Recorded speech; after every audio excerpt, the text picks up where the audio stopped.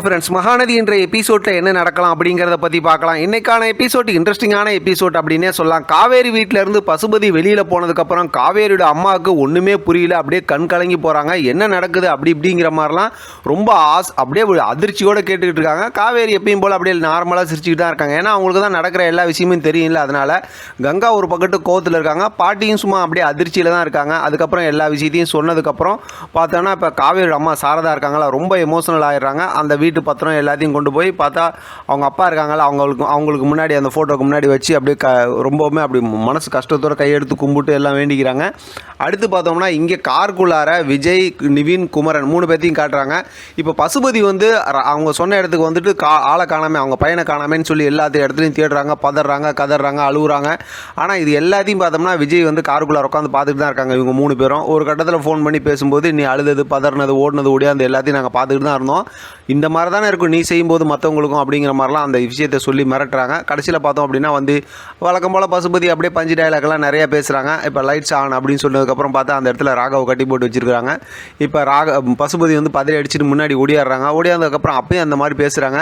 பேசும்போது உங்களை நான் பார்த்துருவேன், தீர்த்துருவேன் அப்படி இப்படின்னு பேசுகிறாங்க. அப்போ தான் மறுபடியும் விஜய் சொல்கிறாரு, இந்த இப்போ நீ கதறினால உங்கள் பையனை காணான்னு, இது மாதிரி நிரந்தரமாக உன்னை கதற வச்சிருவோம் அப்படிங்கிற மாதிரி சொல்லி மிரட்டுறாங்க. ஏன்னா பசுபதி தான் சும்மா இருக்க மாட்டாங்கன்னு தெரிஞ்ச விஷயம் தானே. இப்போ இந்த மாதிரி பண்ணிட்டாங்கன்னா அடுத்து என்ன பண்ணுவாங்கன்னு. அடுத்து இந்த மாதிரி எல்லாம் நிவினு, குமரன் எல்லாம் மாற்றி மிரட்டினதுக்கப்புறம் பசுபதி கிட்ட ராகவ ஒப்படைக்கிறாங்க. ராகவோட கட்டெல்லாம் அவுத்து மறுபடியும் கூட்டிகிட்டு போகிறாங்க. ராகவ் எதுவுமே பேசல. ஆனால் வெளியே கொஞ்சம் தூரம் நடந்து போனதுக்கப்புறம் அப்படியே திரும்பி ரொம்ப கோவமாக அப்படியே பார்க்குறாங்க. அப்படியே இவங்க 3 பேரும் போடா பார்த்துக்கலாம் அப்படிங்கிற மாதிரி இவங்க 3 பேரும் சொல்கிறாங்க.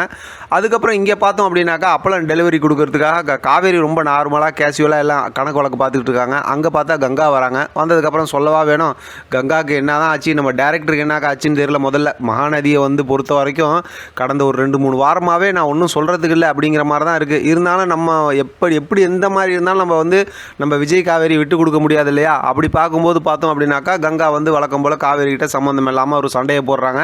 காவேரி அதுக்கு எவ்வளோ விளக்கம் சொல்லி பார்க்குறாங்க, ஒன்றும் வேலைக்கு ஆகலை. கடைசியில் பார்த்தோம் அப்படின்னா காவேரி கங்கா வயிற்றில் இருக்க பாப்பா கிட்ட பேசுகிறாங்க. அதுக்கப்புறம் கங்கா சும்மா இருப்பாங்களா, கங்காவும் காவேரி வயிற்றில் இருக்க பாப்பா கிட்ட பேசுகிறாங்க. 2 பேரும் மாறி பேசிக்கிட்டு அதுக்கப்புறம் அவங்க ஒரு மாதிரி சமாதானம் ஆகி சண்டை போட்டுட்டு இருக்காங்க. இப்போ தான் காவேரி சொல்கிறாங்க, ஐயோ படுத்துறாப்பா, ரொம்ப படுத்துறாப்பான்னு சொல்கிறாங்க. ஆனால் அவங்கள நம்ம என்ன சொல்கிறதுனா ஒன்றும் புரியல. அதோட இன்ட்ரெஸ்டிங்காக இன்றைக்கான எபிசோட் முடிச்சிருக்காங்க. பார்க்கலாம் அடுத்து என்ன நடக்குது, அடுத்த வாரத்துக்கான ஸ்டோரி எதை வச்சு கான்செப்டாக கொண்டு போகிறாங்க அப்படிங்கிறது அடுத்து ப்ரோமோ வச்சு தான் நம்ம கெஸ் பண்ண முடியும். இப்போதைக்கு இருக்கிறத வச்சு பார்க்கும்போது அப்படியே ஒரு மாதிரி நார்மலாக இருக்குது அப்படிங்கிற மாதிரி சொல்லலாம். இருந்தாலும் நம்ம கெஸ் பண்ணி ஏதாவது முடிஞ்சால் நாளைக்கு பேசலாம். இதை பற்றின உங்களோட கருத்து கமல் பாஸ் தெரியப்படுத்துங்க. தொடர்ந்து ஆதரவு கொடுங்க. தேங்க்யூ ஃபார் வாட்சிங்.